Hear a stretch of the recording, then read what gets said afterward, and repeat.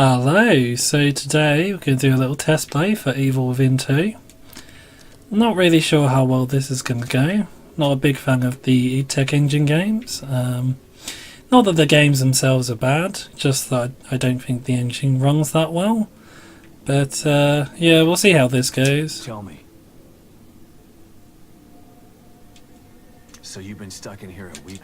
This was supposed home in time for dinner. I mean, the models do look really nice, like the assets themselves. Just like the models for these guys look really good, really clean on textures. But I don't think the engine chugs along that well. I don't think it's my rig. I think it is the game, sadly. Just because of the different problems I've had with id Tech Engine games in the past. And seeing as well how Rage ran back in the day. Like the ridiculous amount of texture popping in that game. That was just absurd. So just showing you what the, I guess, his inner space looks like. Not the film. Here we can change costumes if we want to, so you can get different shades of bland if that's your thing. I'm gonna stick with Drifter Sebastian because I don't know, because I can.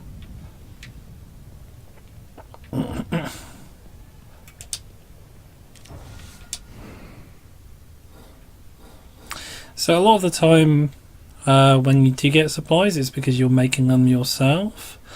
You can pick up supplies, but I think it's probably like a 5-to-1 ratio or 4-to-1 ratio in terms of how many supplies you pick up and how much, or how much you craft your supplies and how much you pick up supplies. So have a look at the weapon upgrade screen as well while we're here.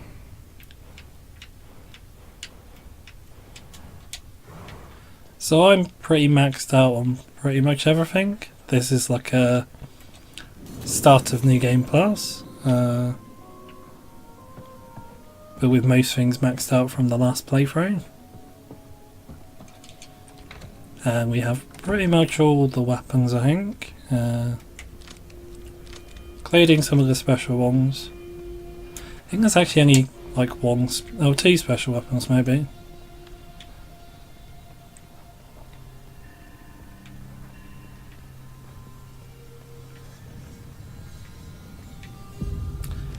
Can't remember how to melee. No, not that one. Yeah. There we go. Right trigger.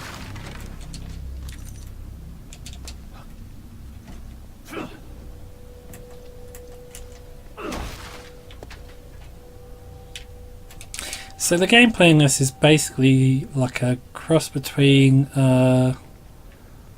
like Bioshock and The Last of Us, I guess. Yeah, the scrounging for resources of Bioshock, but the crafting elements of like The Last of Us. Sort of like those two games meets the original Evil Within, which was basically Resident Evil 4 again. Which is kind of weird, because like, that's a lot of different influences, isn't it? It does work though, like I think this works a lot better than the first game did. And it is a lot of fun. I'm not keen on everything in the game though, like I don't like Sebastian very much as a character. I mean, it's not like I don't like him per se, he's not awful, he's just not very interesting either at the same time. So it's hard to really enjoy playing as him, because he just seems bland, to me anyway. Can we search under this? Yeah. Okay, that's a bit weird. Why is there a little arrow pointing down? Okay. This does look really good though. Like, I mean, this is 1080p, it doesn't look as good in this. But in in like 4K. It looks amazing. Though admittedly, I guess most things look amazing in 4K, don't they?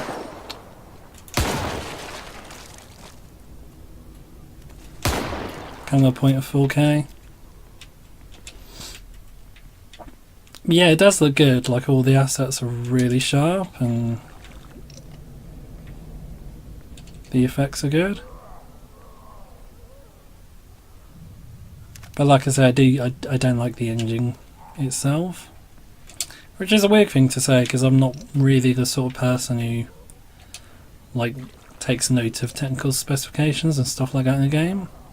Not that I don't appreciate a good looking game, I'm just saying, like, you know, I'm not a 60 frames per second or else sort of person.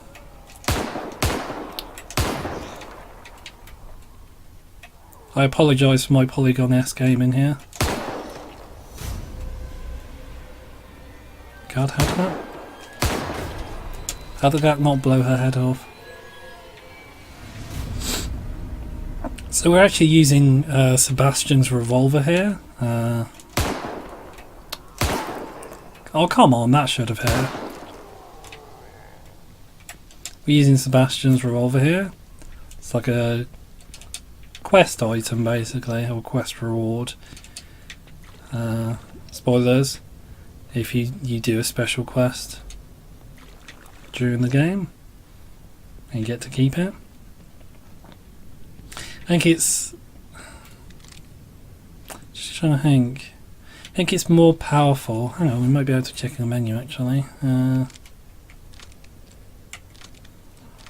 How do we use the menu again? It's been so long since I played this game.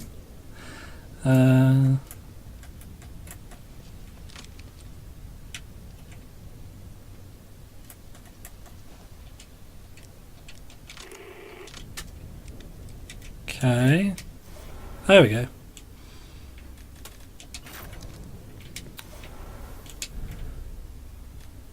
Oh no, it doesn't say. But basically I think the way it works is this is the standard handgun. This is the standard handgun with a light, like a laser beam. This is a unique item for pre-ordering a game, I think, or like a bonus item. It's basically the gift you get for paying a bit extra for the game. It's just basically a burst handgun, it's not that great. There's a silenced handgun, and I think the benefit of the revolver is just that it's more powerful. We do also have a magnum, which is even more powerful. It's a bit of a ridiculous weapon. I don't know if I've really shot that off at anything though. I haven't seen one of these in a while. Yeah, I gotta say in general the gameplay is pretty solid. Can we skip this? It's basically like I said, the Evil Within 1 was basically like Shinji Mikami making Resident Evil 4 again, how he wanted, though not that great a game. And this is basically that, plus elements from The Last of Us, I think, or maybe it might have been another crafting game that inspired him. Sorry, and then also the Bioshock scrounging elements as well. Though I guess that was present to a certain degree in RE4 as well, wasn't it? In Evil Within. But this does it even more, I think, especially with the open world elements. I'm not so keen on that personally. I like more focused, more basically, yeah, more more focused horror.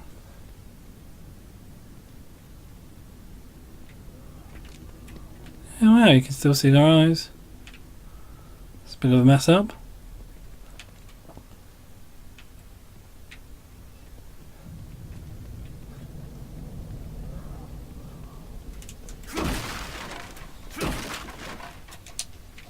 I like my horror to be more more structured and have more focus. I don't think open world horror is bad per se. You could do some interesting things with it. I just feel like this is more of an action game with horror on the side, rather than a game intentionally trying to scare you, if that makes sense. And the open world elements feed into that, the more action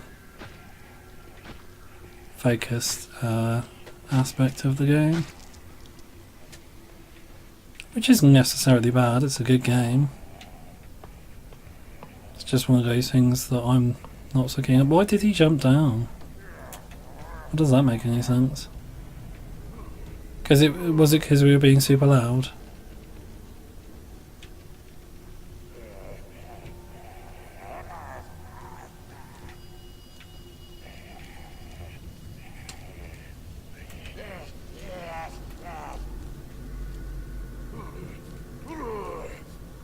So we'll play a bit more, we'll get into some fights I think.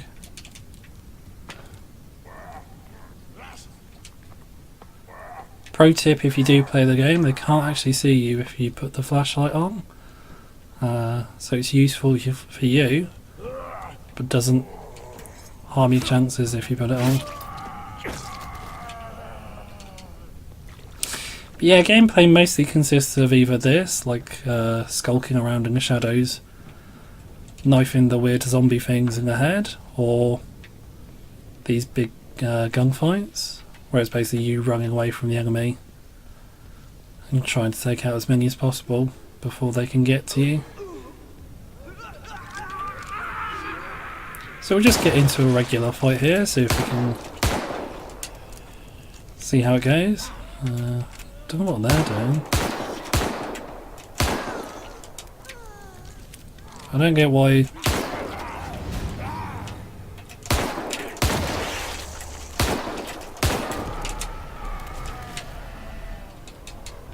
That's weird. Don't get why they're being so lethargic about engaging us. Usually they're pretty aggressive.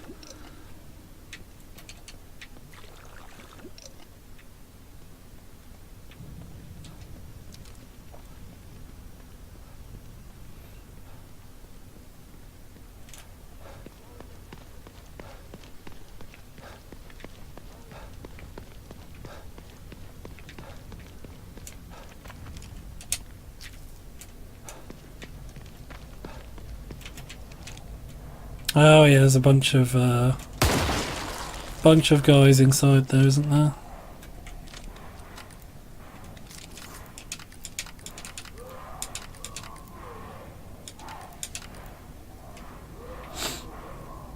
I think we'll show off the weapons a bit more and yeah, have a big fight. Oh dear.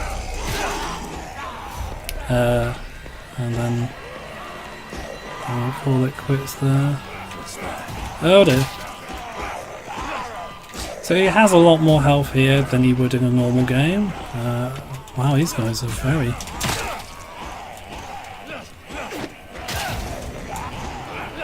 These guys are very aggressive.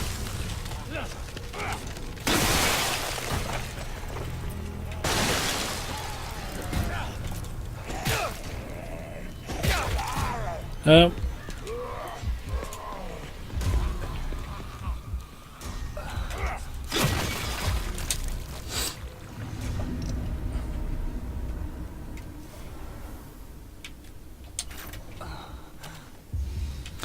Yeah, so some basics to go over, like with the left bumper we open our inventory. Time is not frozen, it is slowed down a lot though, so you can use healing items or switch guns or whatever. You have a range of different weapons that will have different uses, different strengths and minuses.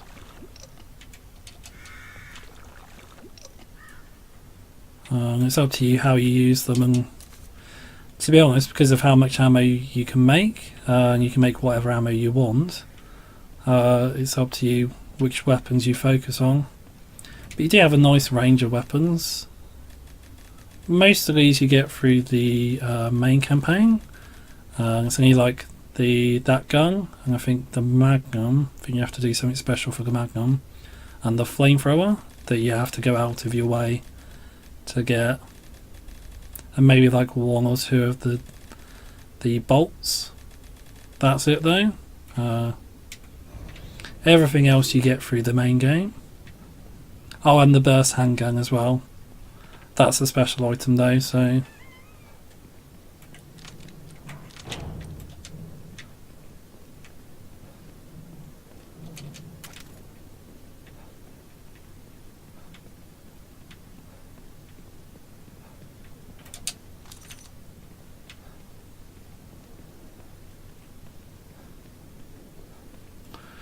I do think this game has really good atmosphere in a lot of respects, but yeah, like I said before, it is basically like an action scrounging game with horror elements added on.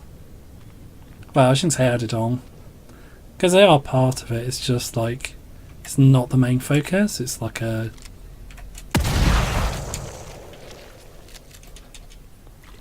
it's just a side to it sort of thing.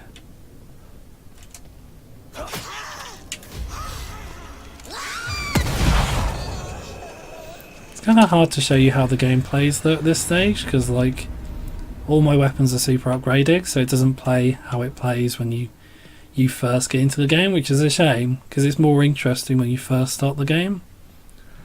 At least we get to see a good part of the visuals of the game though. This does look really nice. It does have some amazing sections as well, like early on in the game with the serial killer character. I don't want to go into too much detail in case I spoil it, but there are some really interesting visuals.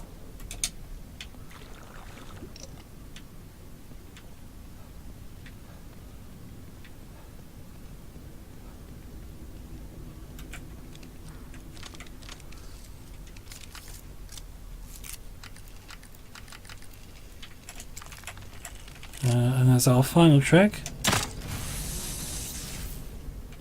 that work? Yep. We'll call it quits here.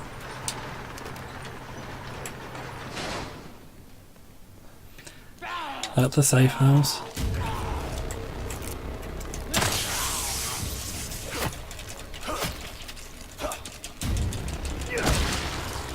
Damn, that was brutal. So there's just one more thing I did want to show off, and that's the first person mode. You do get first person sections in the game, in the original game, but this was added on as a neat little extra with one of the later patches. And you can just sort of select it from the options and then play the whole game in first person mode rather than third person. It's pretty neat. I've only played like short sections first person though. Just going to show you what it's like. I'm sure we've all played first person games, but you know.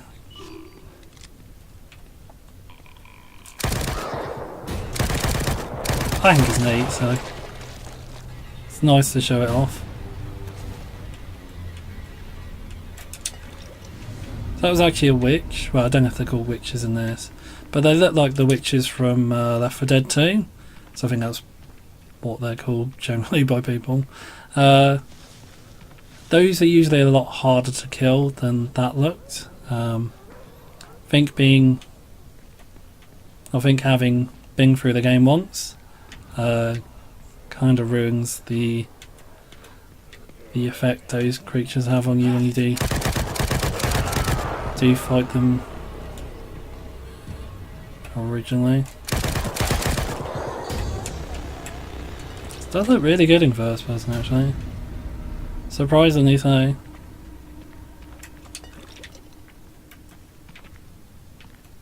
And I don't think you lose out at all by playing in first person, from what I've played of it so far in first person. Like you don't lose any of the advantages of being in third person by playing it like this.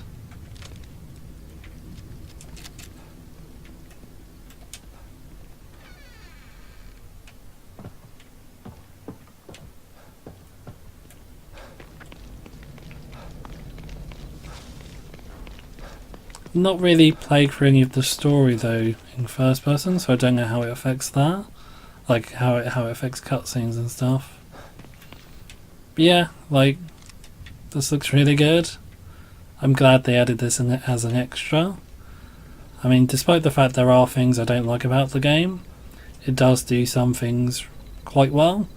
And little extras like the first person mode are just the icing on the cake, I think. Personally, anyway.